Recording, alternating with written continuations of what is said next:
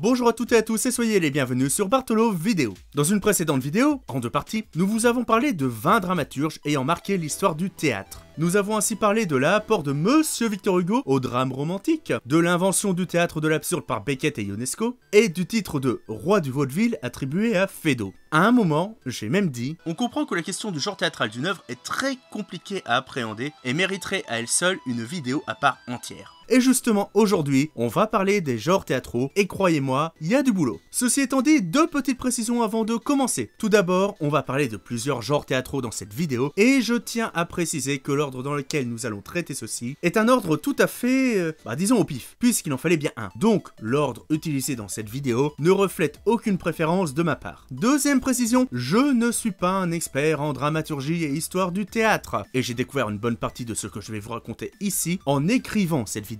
Je vais donc essayer de ne pas dire trop de bêtises, mais je ne peux rien vous promettre. Je vous invite donc à vous renseigner davantage si tout ou partie du sujet vous intéresse, et surtout à lire et regarder du théâtre. Avant de commencer, j'aimerais également remercier mes camarades comédiens de la compagnie Bartolo, qui ont gentiment accepté d'illustrer mes propos en interprétant les quelques extraits d'œuvres que vous découvrirez dans cette vidéo. Les petites précisions de début de vidéo étant faites, commençons en répondant à une première question. Qu'est-ce qu'un genre théâtral ? Comme disait Nicolas Boileau, un homme de lettres qui n'avait jamais soif, ce qui se conçoit bien s'énonce clairement. Ça n'a rien à voir avec notre sujet, hormis qu'il me semble important, avant de parler de genres théâtraux, de définir ce qu'est un genre théâtral, et surtout ce qu'il n'est pas. Faisons un petit jeu pour commencer. Si je vous demande de me citer des genres théâtraux, qu'est-ce que vous me répondez? Allez-y, je vous écoute. Bien, ok. Bon, ok, ça ira. Maintenant que vous avez bien eu l'air ridicule à parler tout seul devant votre écran, voici quelques-unes des réponses que vous avez pu me donner. Mais est-ce que toutes ces réponses sont bonnes? Nous y reviendrons plus tard. Tout d'abord, faisons un petit tour dans le dictionnaire. Pour l'occasion, j'ai ressorti mon petit Larousse illustré que j'avais eu en fin de CM2. Ça nous rajeunit pas tout ça. Et voilà ce que j'y ai trouvé. La cortine est un ensemble de filaments réunissant le bord du chapeau de certains champignons à la partie supérieure, ce qui n'a aucun rapport avec le sujet. Par contre, j'y ai également trouvé que le genre est une division fondée sur un ou plusieurs caractères communs, et plus précisément dans le domaine de la littérature, une catégorie qui sert à rassembler des œuvres répondant à des critères communs pragmatiques, formels ou thématiques semblables. Un ensemble d'œuvres littéraires ou artistiques possédant des caractères communs. Bref, un genre regroupe des éléments ayant des caractéristiques communes. Alors c'est bien, mais un genre théâtral c'est quoi exactement? Tournons-nous donc vers la deuxième meilleure source de savoir du monde, l'Encyclopédia Universalis, édition... Non je déconne, Wikipédia. Donc, selon Wikipédia, le genre théâtral désigne à la fois un type de littérature et permet de classer les spectacles en fonction de leur style ou de leur appartenance à un mouvement littéraire. Donc, le genre théâtral d'une œuvre relève de la littérature et il est défini par un ensemble de règles et de caractéristiques respectées par son auteur au moment de l'écriture. On en revient donc au dramaturge, puisque le genre théâtral d'une œuvre théâtrale dépend de son auteur théâtral qui respectera ou non des règles précises lors de l'écriture théâtrale de son œuvre théâtrale. Et j'en profite pour vous rappeler qu'un dramaturge c'est quelqu'un qui écrit du théâtre et qu'un drame désigne l'action scénique et donc n'importe quelle pièce de théâtre même si elle n'est pas triste. Encore que, apportons une nuance grâce à ma copine Larousse du CM2, page 349, troisième définition de drame, genre littéraire comprenant tous les textes écrits pour le théâtre. C'est exactement ce que je viens de dire, mais juste avant deuxième définition de drame, pièce représentant une action sérieuse ou pathétique, mais n'excluant pas les éléments comiques ou réalistes. Parce que oui, le drame est un genre théâtral à part entière. Enfin plus ou moins. Bon en fait non, pas du tout. Mais, parmi les genres théâtraux, il existe des drames bourgeois, des drames romantiques, des drames satiriques, etc. Mais nous y reviendrons plus tard. D'ailleurs, pour ceux qui suivent, même s'ils ne sont pas nombreux, nous devions déjà revenir à quelque chose, à savoir vos réponses. Donc, allons-y.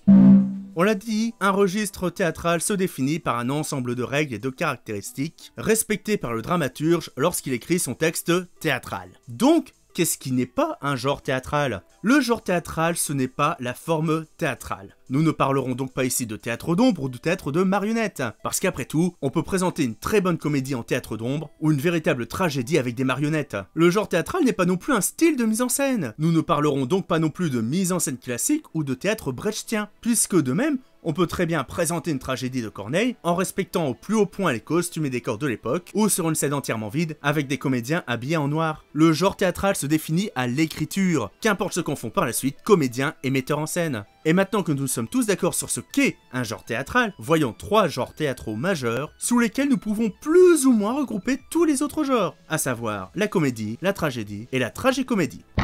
La comédie. Comme dirait Monsieur Larousse, une comédie est un genre littéraire ayant pour but de faire rire ou sourire, à ne pas confondre avec le comédon, un petit bouton de sébum au sommet blanc ou noir. C'est plus ou moins vrai, mais pour bien comprendre ce qu'est la comédie, le mieux est de retracer son évolution à travers l'histoire. Nous commençons ainsi en pleine antiquité grecque, au 6e et 5e siècle avant Jésus-Christ, une époque où la comédie et la tragédie sont fortement liées au culte de Dionysos. Dionysos, c'est le dieu de la vigne, du vin, de la folie et de la démesure, bref, le dieu de la teuf. D'ailleurs, 2 fois par an, l'État organise des fêtes en l'honneur de Dionysos, des fêtes au cours desquelles se déroule un concours entre 3 dramaturges qui font représenter chacun plusieurs pièces pendant les 3 jours de cérémonie. Un peu comme un gros festival de théâtre, genre le Dionysos Fest. Précisons que ces festivités avaient une importante fonction sociale, puisque les frais des spectacles étaient supportés par les citoyens les plus riches, tandis que les pauvres étaient payés pour assister aux représentations. Et ouais, à l'époque on te payait pour aller au théâtre, carrément. Et puis, au 5e siècle avant Jésus-Christ, alors que nous sommes en pleine démocratie athénienne, le poète Kratinos a l'idée d'utiliser le théâtre comme une institution d'opposition politique et crée la vieille comédie qui transforme le théâtre en tribune politique. Cette vieille comédie ne durera pas longtemps, puisque dans la seconde moitié du 4e siècle avant Jésus-Christ, apparaît la comédie nouvelle, grâce au poète Ménandre, puis Diphile et Philémon, qui ébauchent les comédies de mœurs et de caractère telles que nous les connaissons aujourd'hui, c'est-à-dire des pièces ayant pour cadre les aventures ordinaires de la vie et combinant des situations et des contrastes pour mettre en avant les faiblesses et travers de l'être humain. Pendant ce temps, chez les Romains, eh ben c'est tout pareil, puisque le théâtre romain est fortement lié au culte de Bacchus. Bacchus, c'est la version romaine de Dionysos. À l'époque, le texte est accompagné de chants, de danse et de musique. Les accessoires sont nombreux, on voit apparaître les rideaux de scène, bref, à l'époque, chez les Romains, le théâtre, ça envoie du pâté. Et puis en 280 avant Jésus-Christ, Livius Andronicus, un poète et dramaturge romain, ramène la nouvelle comédie athénienne à Rome. Et c'est le coup de foudre du public, qui ne veut plus que des pièces grecques. Ce qui va permettre, avec l'extension de l'Empire romain, à cette forme de comédie de s'étendre à l'ensemble de l'Europe. Et puis arrive le Moyen-Âge, et avec lui l'effondrement de la culture antique. Et pour le coup, on oublie tout, jusqu'au mot comédie en lui-même, préférant réinventer de nouvelles formes de théâtre comique, théâtre qui se joue désormais dans les rues. Au XIIIe siècle, ce sont ainsi les bourgeois qui assistent aux représentations théâtrales données sur la place du village, les seigneurs préférant les tournois et ballets. Le Moyen-Âge voit également apparaître les bouffons qui ont pour rôle de divertir et faire rire les gens. Mais, au XVIe siècle, les auteurs européens en ont assez et désirent retourner aux sources théâtrales. Ils reprennent ainsi la comédie latine et s'en inspirent pour créer la comédie régulière. Une comédie qui respecte des règles formelles et s'oppose aux diverses formes de comédie médiévale. À la fin du XVIe siècle, en Angleterre, c'est la comédie élisabéthaine qui prédomine, se définissant par une fin heureuse, généralement un mariage, et un ton et un style plutôt légers. Au même moment, en Espagne, la comédie s'attache à captiver l'imagination, en préférant à la vérité humaine l'intérêt romanesque de l'intrigue. Bref, on privilégie la passion et l'imagination à l'étude des caractères. Au début du XVIIe siècle, plusieurs nouveautés apparaissent en France, le métier de comédien n'étant désormais plus totalement méprisé par la population, et les femmes ayant dès lors le droit de monter sur scène. Parce que oui, je l'ai pas précisé avant, mais jusqu'au XVIIe siècle, seuls les hommes avaient le droit de monter sur scène, quitte à mettre une perruque pour jouer les rôles féminins. C'est dans ce contexte que Pierre Corneille, le mec qui écrit des tragédies, pas l'oiseau, écrit en 1629 Mélite, une œuvre qu'il qualifie de pièce comique, et non pas comédie. Renouvelant le genre en s'éloignant des formes comiques que représentait la farce, nous y reviendrons, et la comédie bouffonne pour proposer une nouvelle forme de dialogue théâtraux qu'il qualifiera de conversation des honnêtes gens. Mais surtout, nous sommes dans un siècle dominé par le classicisme, donc il est temps d'arrêter de faire n'importe quoi et de distinguer clairement les genres théâtraux. Ainsi, on définit précisément des caractéristiques que tout auteur de comédie se doit de respecter. Et donc, nous avons là la définition la plus précise et la plus détaillée de ce qu'est une comédie en tant que registre théâtral. Alors, qu'est-ce qui caractérise une comédie, du moins au XVIIe siècle? Elle met en scène des personnages de bourgeois. Elle parle de la famille, de la vie sociale, de l'argent et de l'amour, dans la sphère privée. L'action est contemporaine à l'auteur, elle utilise un registre comique, c'est-à-dire qu'il y a des trucs rigolos dedans, sa fin est heureuse. Pour les règles d'écriture en elles-mêmes, la comédie reste assez libre, pouvant être écrite en vers comme en prose, sans spécificité de durée ou de partition. En revanche, la comédie doit respecter la règle des 3 unités. C'est ainsi que se définit la comédie au XVIIe siècle, tandis que le roi Louis XIV se fait mécène de Molière, qui commencera par prendre modèle sur l'Italie et l'Espagne, en avance dans le domaine littéraire, avant de s'en éloigner pour réinventer la comédie de caractère, qui s'intéresse plus aux personnages qu'à l'intrigue, avec des pièces comme L'école des femmes, Le misanthrope, L'avare, etc. Et la comédie de mœurs, qui dénonce les travers de la société, avec Le médecin malgré lui. Molière fera ainsi reconnaître la comédie comme un art à part entière et non plus comme un genre inférieur à la tragédie. Il inventera d'ailleurs 3 sous-genres de la comédie qui utilisent des ressorts comiques différents. Nous reparlerons de ces ressorts comiques dans une autre vidéo. La basse comédie, qui se base sur le comique de geste, avec les fourberies de Scapin, ce qu'il appelle la comédie, basée sur le comique de geste de situation et de caractère, tel que l'avare. La haute comédie, qui se base sur le comique de geste, de situation, de caractère, de mots et de mœurs. Bref, un peu de tout ce qui se fait avec le café, l'addition s'il vous plaît, merci, bonne soirée madame. Comme par exemple, Le misanthrope. Cette forme de comédie imposée par Molière servira d'ailleurs de modèle pour l'ensemble de l'Europe. Le XVIIe siècle est également marqué par l'introduction de la comédie héroïque en France par Pierre Corneille, avec par exemple Tite et Bérénice en 1669, et la fondation de la comédie française en 1680. Au XVIIIe siècle, les philosophes des Lumières, s'opposant à l'Église qui continue de rejeter le théâtre, redéfinissent cet art comme un divertissement innocent, mais aussi un moyen pédagogique. La représentation des vices et vertus pouvant éclairer les hommes selon Voltaire et Diderot. Mais surtout, ce siècle voit apparaître le théâtre d'auteur, avec, entre autres, Marivaux et Beaumarchais. Ce siècle des Lumières voit ainsi les règles précédemment établies être remises en question par les intellectuels de l'époque, qui y voient des carcans nuisant à la liberté des auteurs qui s'en libèrent alors peu à peu. C'est ainsi qu'au XIXe siècle, on abandonne définitivement les règles établies 2 siècles plus tôt.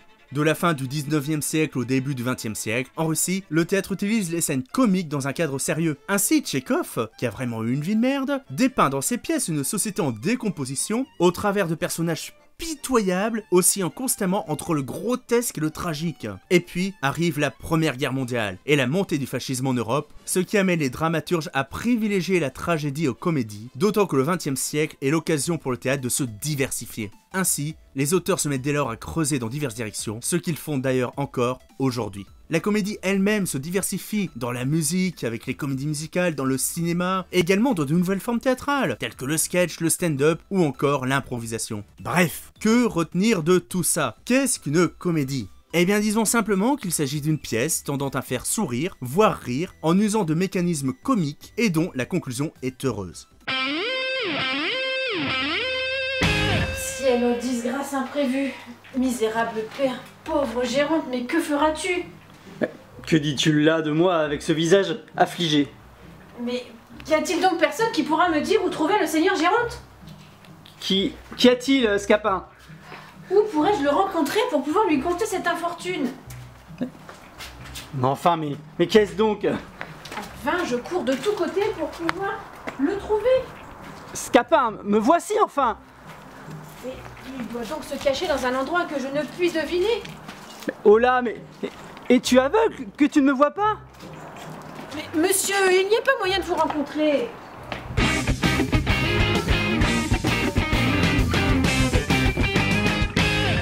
Monsieur. Quoi?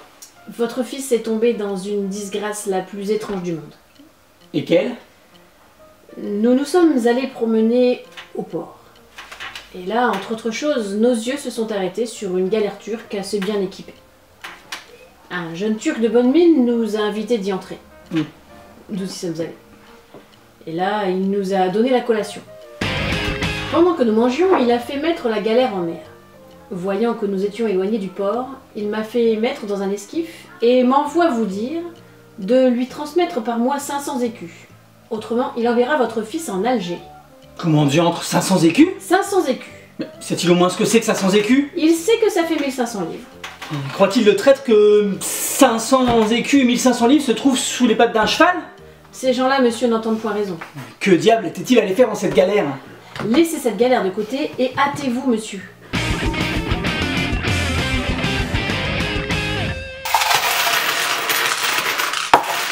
Alors, n'est-ce pas 400 écus que tu dis? Non, 500 écus, monsieur.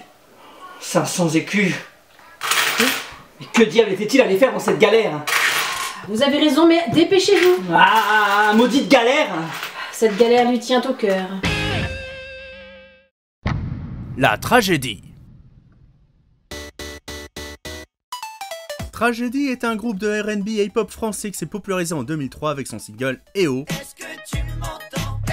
Et ça n'a aucun rapport avec notre sujet. Donc voyons plutôt ce que nous dit Mon Larousse, à ne pas confondre avec la chanteuse La Rousseau, qui est surtout connue pour avoir chanté, avec beaucoup de clairvoyance d'ailleurs, le titre Tu m'oublieras. Bref, beaucoup trop de digressions dans cette introduction. Mon dico préféré définit la tragédie comme une pièce de théâtre dont le sujet est généralement emprunté à la mythologie ou à l'histoire, qui met en scène des personnages illustres et représente une action destinée à susciter la terreur ou la pitié par le spectacle des passions et des catastrophes que ces passions provoquent. Il précise également que la tragédie est le genre littéraire que constitue l'ensemble de ces pièces, donc en gros, la tragédie, c'est toutes les tragédies. Alors pour le coup, cette très longue définition, hormis le fait qu'elle soit incompréhensible à la première lecture, a l'avantage d'être plutôt précise et juste. Mais y a pas de raison pour qu'on fasse pas également un petit retour historique sur la tragédie, forcément un peu plus rapide que pour la comédie puisque les deux partagent quand même une histoire relativement commune, donc en avant. Tout comme la comédie, la tragédie trouve son origine dans la Grèce antique, où une partie des pièces présentées lors des festivités à l'honneur de Dionysos étaient des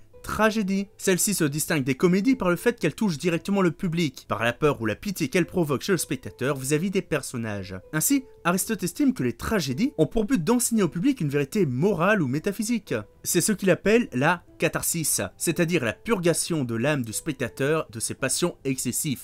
À l'époque déjà, la tragédie est très codifiée dans son déroulement, comme le prouve cette tragédie antique que nous allons créer maintenant.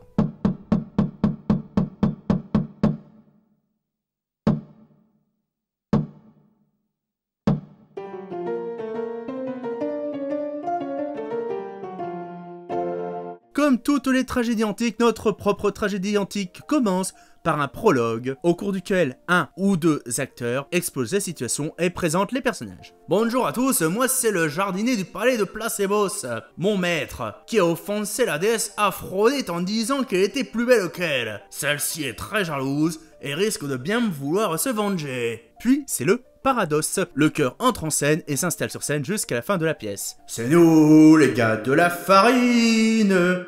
On forme un chœur de boulanger un petit peu déplacé. C'est nous, les gars de la farine. Mais maintenant qu'on est installé, on va rester pour chanter. On alterne ensuite entre des épisodes, c'est-à-dire des dialogues entre 2 ou 3 acteurs. Bonjour, je suis Placebos. Bonjour, Placebos. Je suis Aucunrésos et je suis messager des dieux. Ciel, quelle obscure nouvelle apportes-tu?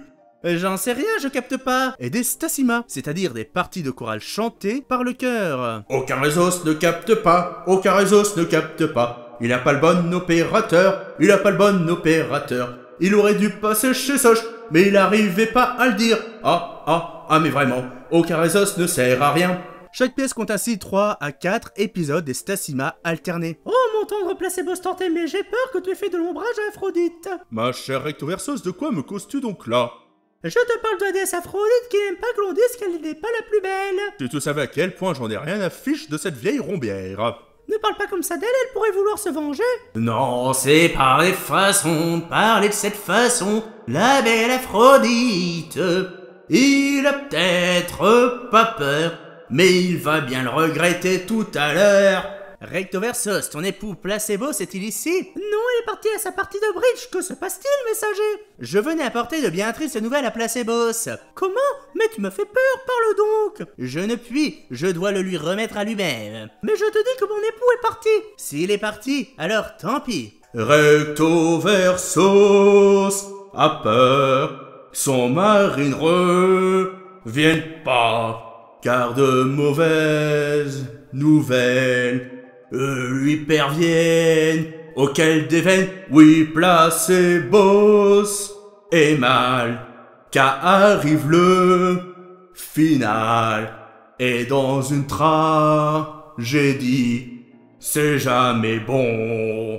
On termine enfin par l'exodos, c'est-à-dire la conclusion de la pièce, au cours de laquelle le chœur quitte le théâtre. Oups, il est déjà 7h20, la journée est finie, on se casse, oui on se casse.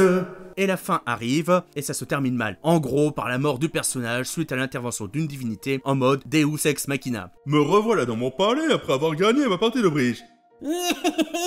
Te voilà enfin, Placebos. Tu vas me payer l'affront que tu m'as fait. Oh non, Aphrodite, dans un hélicoptère, je suis mal barré. Prends cette roquette dans la tronche. Non! Boum!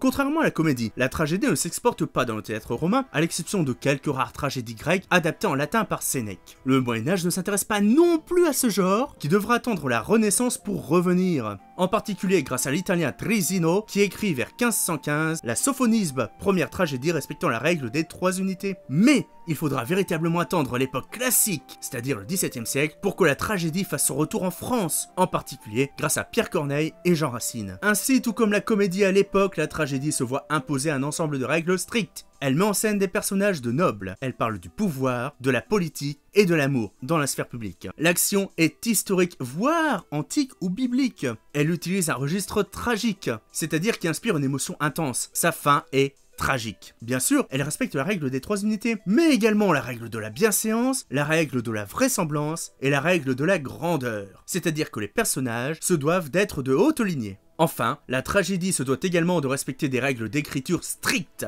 à savoir être écrite en vers et composée de 3 actes jusqu'à la Renaissance, puis 5 actes à partir de l'époque classique. 5 actes qui doivent suivre un plan bien précis. Et qui dit plan bien précis dit un exemple de tragédie classique que nous allons créer tout de suite.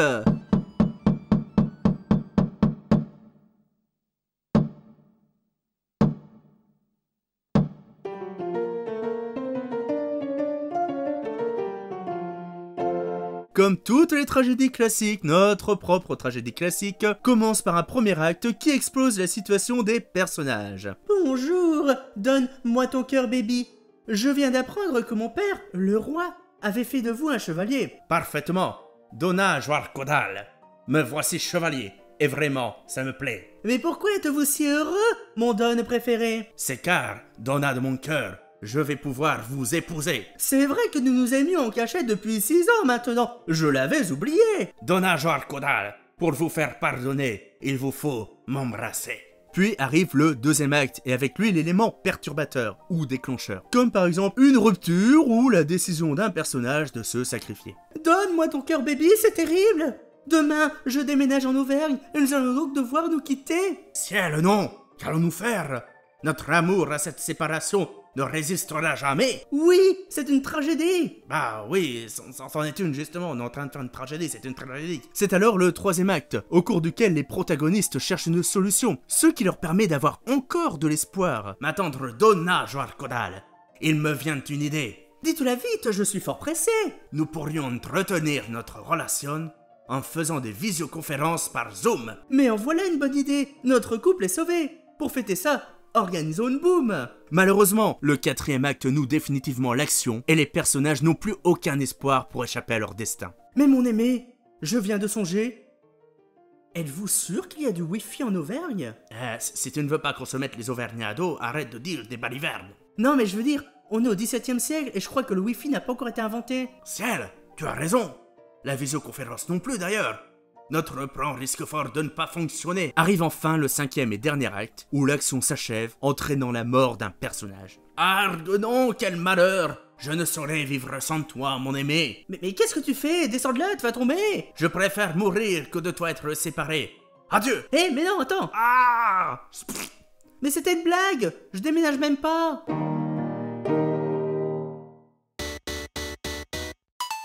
Plus récemment, cet aspect codifié a peu à peu décliné, bien que le tragique reste présent dans le théâtre. Retenons donc de ce bref aperçu historique que la tragédie est un genre qui a longtemps été codifié et qui se veut un exécutoire pour le public, auquel il fait ressentir un certain nombre d'émotions, telles que la pitié ou la terreur, vis-à-vis des personnages qui composent l'œuvre.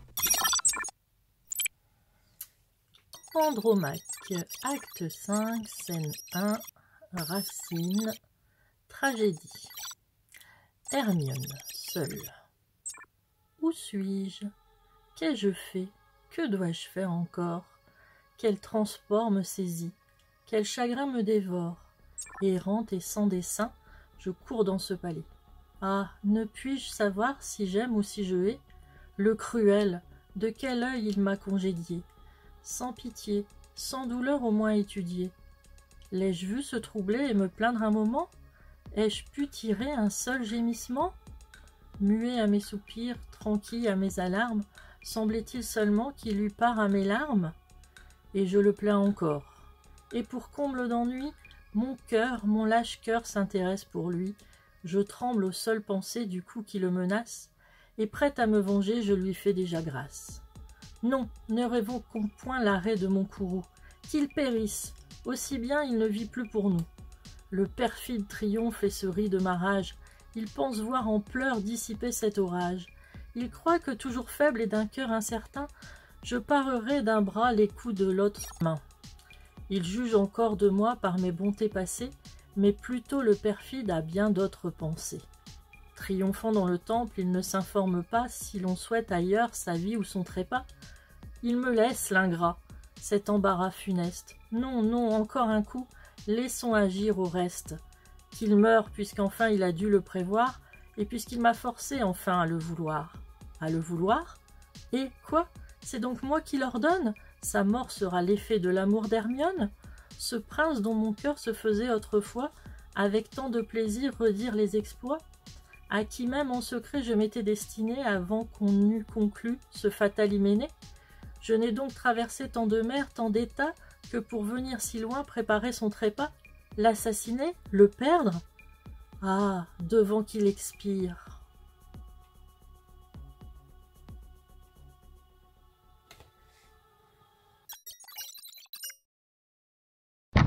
La tragicomédie.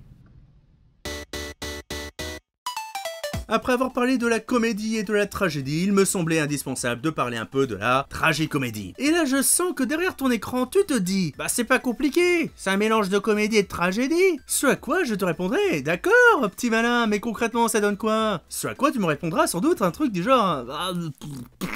ce qui pourrait se traduire par « j'en sais fiche trop rien » et j'aurais mieux fait de me taire et de laisser parler ceux qui ont un peu étudié la question pour faire cette vidéo. Ce à quoi j'aurais plutôt tendance à répondre « ouais ». Bref, la tragicomédie nous est présentée par mon cher Larousse comme une pièce de théâtre dont le sujet est romanesque ou chevaleresque et dont le dénouement est heureux, ce qui n'est pas forcément hyper clair donc historique rapide. Le terme tragicomédie apparaît pour la première fois en France vers la fin du XVIe siècle chez le dramaturge Robert Garnier. Ainsi, le genre va connaître un important succès en France à la fin du XVIe et au début du XVIIe siècle, dans une période où, rappelons-le, la tragédie est peu jouée et n'a pas encore été renouvelée par Corneille et Racine. Mais qu'est-ce alors qu'une tragicomédie? On pourra simplement définir la tragicomédie comme une sorte de tragédie, en ce qu'elle met en scène des personnages nobles et des actions mythologiques, mais présentant une fin heureuse comme la comédie. Par la suite, recherchant un théâtre répondant à des normes et des règles bien définies, les dramaturges vont délaisser la tragicomédie au profit de la tragédie au cours du XVIIe siècle. Notons d'ailleurs que, lors de sa publication en 1637, le Cid de Corneille fut présenté par celui-ci comme une tragicomédie, avant d'être requalifié en tragédie dès 1648, bien qu'aucune modification majeure n'ait alors été apportée à l'œuvre. Ce qui nous montre bien que le choix de classification d'une œuvre dans un registre plutôt qu'un autre est fortement relative à la vision qu'ont ses contemporains des registres en question. Car après tout, même si le Cid est aujourd'hui davantage considéré comme une tragédie, la pièce présente bien une histoire qui a tout d'une tragicomédie, celle d'une histoire d'amour, contrariée par un obstacle que les deux amants finissent par surmonter, ce qui aboutit à un mariage, soit un dénouement heureux, qui est l'apanage des comédies et tragicomédies, et nullement des tragédies. Suite à la mise en place des règles strictes que nous avons évoquées précédemment, le mélange des genres, et donc la tragicomédie, sera par la suite peu représenté dans le théâtre français, hormis quelques pièces où les genres s'alternent, sans toutefois se mélanger réellement. Certes, Victor Hugo tentera bien de proposer une écriture mêlant sublime et grotesque au travers de son théâtre romantique, il faudra réellement attendre le XXe siècle pour que le théâtre de l'absurde permette au public de concevoir que le rire n'est pas forcément un frein à une certaine profondeur dramatique. Mais nous en reparlerons.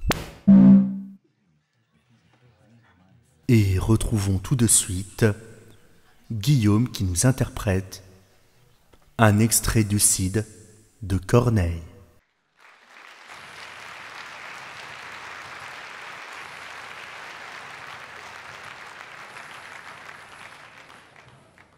Ô rage, ô désespoir, ô vieillesse ennemie, n'ai-je donc tant vécu que pour cette infamie?